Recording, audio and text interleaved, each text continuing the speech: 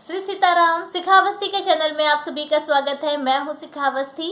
आज इस वीडियो में हम बात करेंगे हरितालिका तीज व्रत से संबंधित।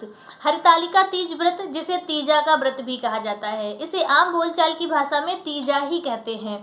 तो यह व्रत भादव मास के शुक्ल पक्ष की तृतीया तिथि को रखा जाता है और इस व्रत को सभी सुहागन महिलाएं अपने अखंड सौभाग्य की प्राप्ति के लिए और सभी कुंवारी कन्याएं अपने मनोवांछित वर की प्राप्ति के लिए करती हैं। इस व्रत को सबसे पहले माता पार्वती ने बाबा भोलेनाथ को अपने पति स्वरूप प्राप्त करने के लिए किया था।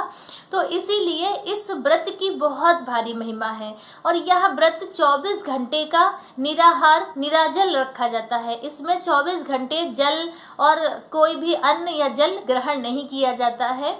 और ऐसी मान्यता है कि इस व्रत को माता पार्वती की सखियों ने माता पार्वती को उनके घर से चुरा कर यानी छुपा कर चुपचाप बिना बताए लेकर गई थी, हर के ले गई थी, यानी कि उन्हें हर कर ले गई जंगल में। और फिर वहां पर माता पार्वती और उनकी सखियां सभी ने मिलकर एक शिवलिंग का निर्माण किया और फिर उसकी उन्होंने विधिवत पूजा अर्चना की। रात्रि भर वहीं पर रुककर उन्होंने गीत गाए, भजन गाए, इस तरह से रात्रि पार की उन्होंने। और फिर सुबह ब्रह्म मुहूर्त में उस शिवलिंग को उसी नदी में उन्होंने प्रवाहित कर दिया। और फिर रात्रि भर जगने के कारण, भूखी प्यासी रहने के कारण वह माता जी और उनकी सखियां वहीं पर सो गईं। फिर माता पार्वती के पिताजी उन्हें ढूंढते हुए उस जंगल में पहुंचे और फिर वह उन्हें घर ले आए। तो ऐसी मान्यता है कि इसीलिए इस व्रत को हरितालिका कहा जाता है, क्योंकि माता की सखियां उन्हें हर कर ले गई थीं और स्वयं माता पार्वती और उनकी सखियों ने मिलकर इस व्रत को किया था। इसीलिए कहते हैं कि इस व्रत की पूजा को ग्रुप में करना चाहिए, कई लोगों को मिलके यह पूजा करनी चाहिए, तो अच्छा होता है, ज़्यादा शुभ होता है। लेकिन अब आज के ज़माने में एक साथ पूजा करना और एक साथ रुकना बहुत ही मुश्किल हो गया है, किसी के पास समय नहीं है, तो उस चीज़ को आप ज़्यादा ध्यान न दें। आप जैसे आपको संभव हो आप उस तरह से इस व्रत को करें। लेकिन ऐसी मान्यता है कि इस व्रत को ज़्यादा से ज़्यादा लोगों को मिलके करना चाहिए। अब हम यह जानेंगे कि 2024 में यह व्रत कब रखा जाएगा, कब इस व्रत को किया जाएगा, उसका शुभ मुहूर्त क्या है। और उसके साथ ही आप भी जानेंगे कि यदि आप पहली बार इस व्रत को प्रारंभ करना चाहते हैं तो इस साल आप कर सकते हैं कि नहीं कर सकते हैं। यदि कर सकते हैं तो उसके क्या नियम हैं। देखिए, कोई भी हम व्रत जब प्रारंभ करते हैं, कोई भी पूजा हो, तो उसमें हमें उसके नियमों का और ज़्यादा ध्यान देना चाहिए। जैसे कि क्या विधि विधान है, किस प्रकार से पूजा करनी है, पूजन सामग्री भी जहाँ तक संभव हो सब संपूर्ण विधि से करना चाहिए। क्योंकि कोई भी पूजा हो, कोई भी व्रत हो, जब प्रारंभ करते हैं तब हमें विधिवत करना चाहिए और जब हम उद्यापन उसका करते हैं तब हमें विधिवत रूप से करना चाहिए। तो 2024 में हरितालिका तीज व्रत 6 सितंबर दिन शुक्रवार को रखा जाएगा। तीज तिथि प्रारंभ हो जाएगी 5 सितंबर दिन गुरुवार को दोपहर 12:26 से और फिर तीज तिथि संपूर्ण होगी 6 सितंबर को दोपहर में 3:01 पर। तो उदया तिथि का मान रखते हुए हरितालिका तीज व्रत शुक्रवार 6 सितंबर को रखा जाएगा। इसके शुभ मुहूर्त क्या है, जैसे कि इसमें क्या हुआ है कि 3 बार या 4 बार पूजा करने का नियम होता है। तो सबसे पहले ब्रह्म मुहूर्त में हम लोग पूजा अर्चना करते हैं। अगर ब्रह्म मुहूर्त में आप नहीं कर पाए तो उसके बाद क्या शुभ मुहूर्त है जिसमें आप सुबह की पूजा करें, क्योंकि सुबह की पूजा और शाम की पूजा ज़्यादा महत्व रखती है। क्योंकि पूरा दिन, अब जैसे कुछ लोग हैं घर पे नहीं रुकते हैं, बाहर जाते हैं, तो वह दिन की पूजा तो नहीं कर सकते हैं। तो सुबह और शाम की पूजा विधिवत रूप से जरूर करनी चाहिए, क्योंकि सुबह हम संकल्प करते हैं, अपने व्रत को प्रारंभ करते हैं तो सुबह का मुहूर्त, और शाम को प्रदोष काल में पूजा जब विधिवत करते हैं तो उसका मुहूर्त जानना ज़्यादा आवश्यक होता है। तो वह भी हम लोग जान लेते हैं। देखिए, हरतालिका तीज वाले दिन, यानी कि जिस दिन हम लोग सुबह ब्रह्म मुहूर्त में आप उठेंगे तो ब्रह्म मुहूर्त का समय रहेगा 4:38 से 5:26 का। तो इस मुहूर्त में आप स्नान इत्यादि भी कर सकते हैं और अपनी सुबह की पूजा कर सकते हैं। यदि आप इस ब्रह्म मुहूर्त में पूजा ना कर पाएँ तो उसके बाद आपको फिर शुभ मुहूर्त मिलेगा सुबह का 6:01 से 8:32 का। यह जो समय है, इस समय पर भी आप अपनी सुबह की पूजा कर सकते हैं। इसमें आपको क्या है कि जैसे आप पंचोपचार विधि से भगवान भोलेनाथ की घर पर चाहे पूजा कर लें या मंदिर में जाकर पूजा कर लें, और अपने व्रत का संकल्प जरूर ले लें। इस शुभ मुहूर्त पर आप अपने व्रत का संकल्प ले सकते हैं। फिर है कि आप जैसे कि अभिजीत मुहूर्त क्या रहेगा। अभिजीत मुहूर्त 12 बजे से 12:49 का रहेगा। तो इस अभिजीत मुहूर्त में आप दोपहर की पूजा कर सकते हैं। एक बार दोपहर में भी इसमें पूजा करने का नियम होता है, तो आप दोपहर की पूजा अभिजीत मुहूर्त में कर सकते हैं। या अभिजीत मुहूर्त में आप अपने भगवान बना सकते हैं, पूजा की तैयारी कर सकते हैं, क्योंकि इसमें भी पार्थिव शिवलिंग बनाए जाते हैं। और हम लोग यहाँ तो हम लोग मिट्टी से ही सभी जो शिव परिवार होता है वह बनाकर ही घर पर पूजा करते हैं। तो आप वह माता की जो भगवान की चौकी है वह बना सकते हैं। तो अभिजीत मुहूर्त का प्रयोग का लाभ आप उस दिन जरूर लें। उस दिन चाहे आप पूजा की तैयारी करें या आप दोपहर की पूजा कर लें, इस तरह से आप कर सकते हैं।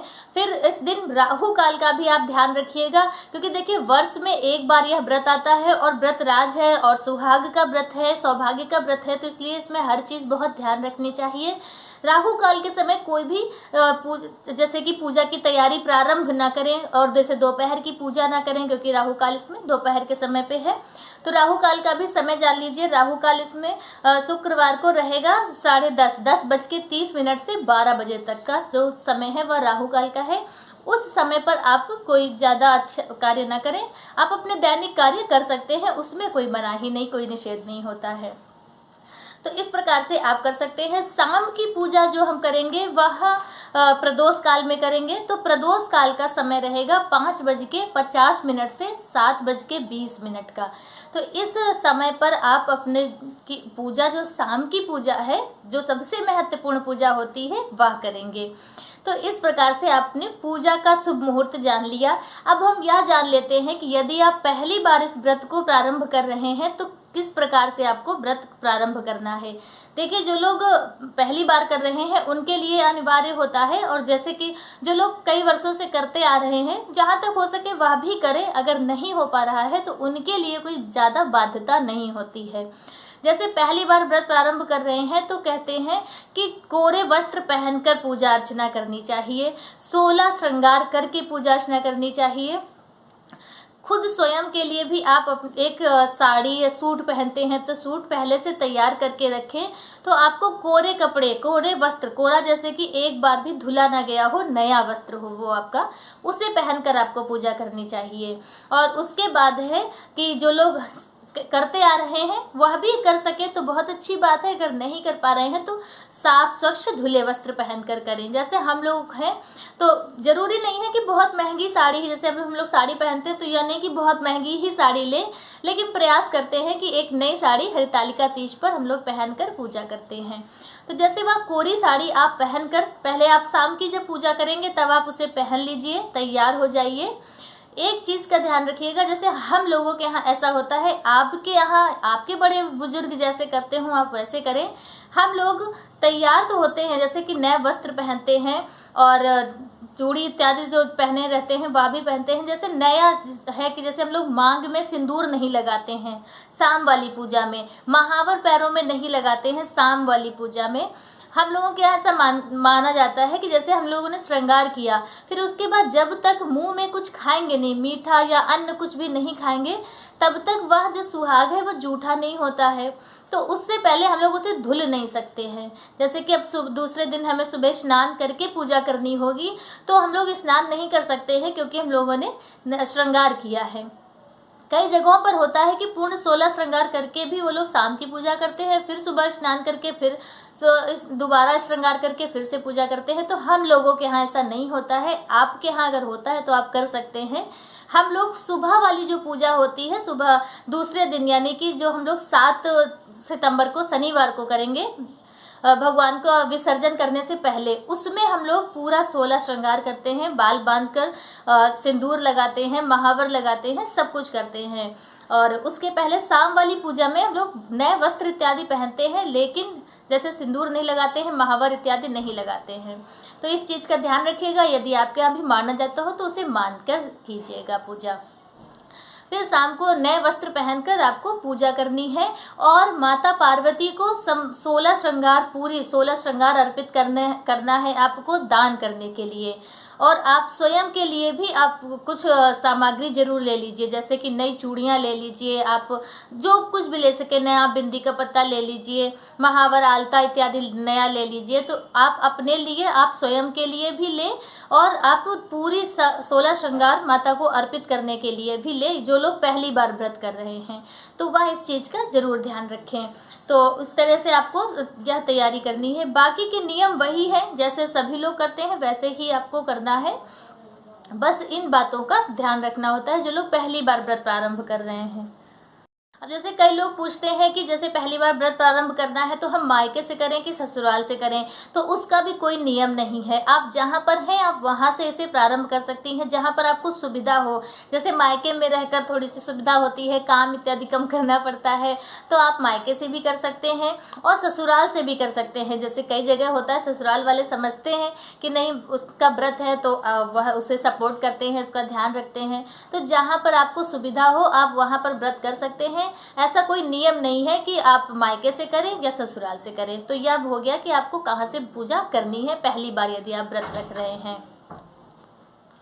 और एक यह भी नियम होता है कि जो लोग पहली बार व्रत कर रहे हैं तो उन्हें पूरे 24 घंटे में, जैसे कि शाम के बाद, जैसे शाम की पूजा हो गई है उसके बाद आप अपने गले में, हम लोग क्या कहते हैं कि गाय का जैसे कोई रस्सी या डोरी ऐसे मुंह में, गले में बांध कर और फिर ऐसे गाय की तरह बनकर एक बार कुछ पानी इत्यादि ले लेना चाहिए पहली बार।